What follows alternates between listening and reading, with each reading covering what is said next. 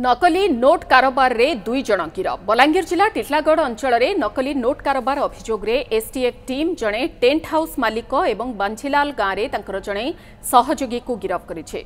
50,000 टंकार 500 टंकिया जाल नोट जबत करा जायथिला। टिटलागढ़ अंचल में नकली नोट कारोबार को नहीं पुणी आरंभ होइथिला चर्चा। जाल नोट कारोबार पछरे अंतरराज्य लिंक थिबा नै अधिक तदंत वर्तमान जारी रहिछे।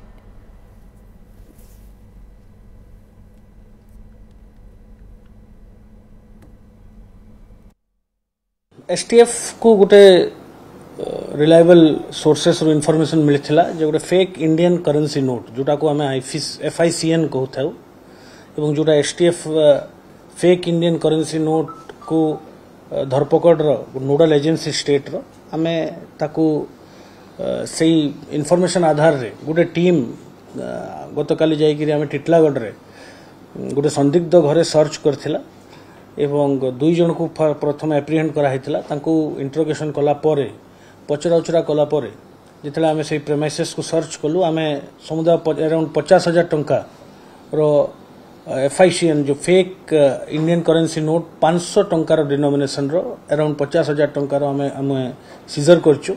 एटा भलो क्वालिटी रो नोट सेतपई आमे भाबुछु जे ता पछरे किछि अंतरराज्य लिंकेज भी थाई पारे।